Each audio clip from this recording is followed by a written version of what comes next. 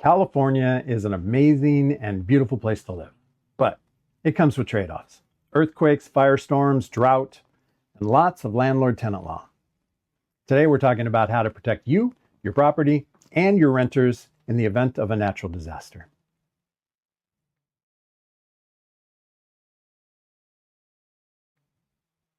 Hi, I'm Brian Bean with Dream Big Property Management here in Riverside, California. The past few weeks, we've been detailing new laws that affect rental property owners. Today, in part 5 of this series, we're weighing in on disaster preparedness and tenant protection laws enacted in the wake of recent wildfires. I want to preface this by saying, first, we are setting aside politics. We're not going to play the blame game. We're not going to talk about what ifs and because ofs right now. My purpose today is simply to explain the current environment we're in and talk about good ways to prepare for unavoidable catastrophes, because frankly, that's just more constructive. Also, because California is such a mesmerizing place. From the idyllic weather of San Diego to the beauty of the Central Coast, those amazing orange sunrises in Palm Springs, these are just a few of the reasons why so many people are attracted to this place. But we do have our issues. We're prone to earthquakes, and sometimes they're really bad. More frequently, the large areas of open land that we have, combined with dry weather and warm Santa Ana winds, lead to destructive fires. For decades, laws have been in place to protect renters if a home was destroyed or damaged in a natural disaster, and to prevent price gouging thereafter. After the most recent Palisades and Eaton fires, state lawmakers also added new legislation about habitability conditions. Today, California law covers what happens if a rental property is damaged by a natural disaster. By the way, this stuff changes all the time. We are not attorneys. This is not intended to be legal advice. Please seek guidance from your legal advisor about your specific situation.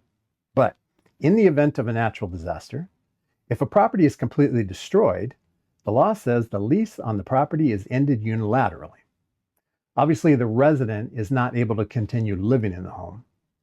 The landlord must return their security deposit within 21 days. Everyone just goes about their separate ways. But what if a property is damaged but fixable? The resident has two options. One, they can end the lease and move on. Or two, they can wait while you make repairs and then they can move back in afterward. Either way, they are not responsible to pay rent during the repair period, and the owner is responsible for all of the disaster-related damage repairs.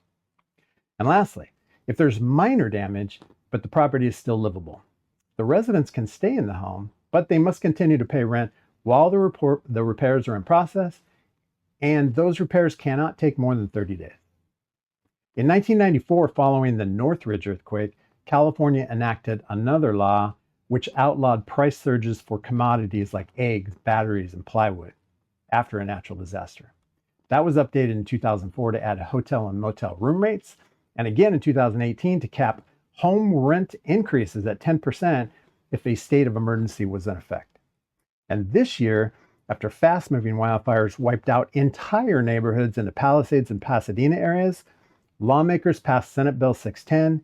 This new law dictates that homes that are considered uninhabitable if disaster debris such as burned materials or ash, which are assumed to contain high levels of toxins, is present. It also stipulates that no rent is owed during mandatory evacuations. So this is California, with lots of laws geared toward protecting renters, but few that focus on protecting homeowners. But smart investors take action. They prepare for the worst. And here are some steps that you can take right now to protect your property, to protect your finances and your residents. 1, update your insurance.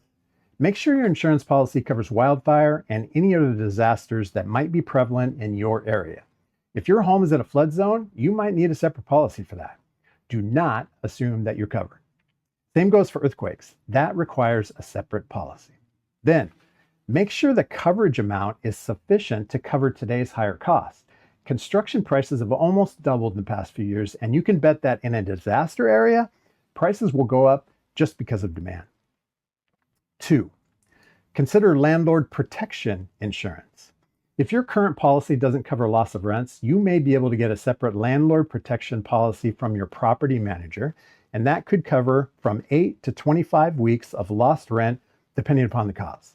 Check with your manager to see if they offer the sheer landlord policy. 3, create defensible space. Clear and maintain combustible material around your home. Install fire-resistant materials outside on the roof, vents, windows, siding. Most importantly, seal up openings to prevent embers from getting in the attic. That's a common gap that destroys homes from the inside out. These improvements can also reduce your insurance premiums or prevent outright policy cancellations, which is another problem altogether. 4, document your property. Do a video walkthrough at least annually showing full details of your property inside and out. Record model and serial numbers of all appliances and systems, and store that in the cloud. If you ever need to file an insurance claim, you'll be glad you have it. 5, build a reserve fund. Smart investors keep 6 to 9 months of a home's expenses in a separate bank account in case of emergencies. This cushion can cover the mortgage when the rent stops, or it can pay for major repairs such as a roof or an HVAC going out. And lastly, update your communication plan. In the event of an emergency, who are you going to call? Do you have the number for your renter? Do you have trusted vendors lined up? How close are you to your insurance agent? Enough to have their cell phone? Create a written plan with names and mobile numbers for everyone to reach in a crisis, and share your written plan detailing who should perform what tasks and where people should go during an evacuation. During an emergency, things move fast. Most people will not be prepared, and everyone will be looking for help from the same resources. Today, put in place a few of those preparations. Arrange a few emergency contacts and create those relationships.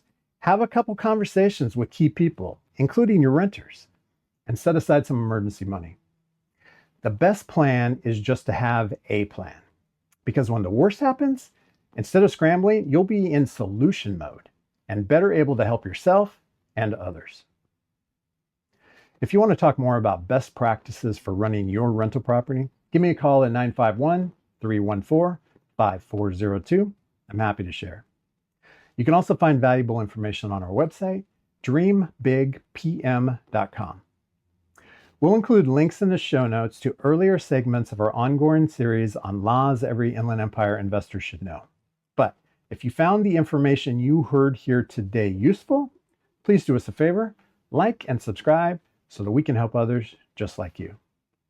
Don't be accidental about your future. Be intentional. To your success.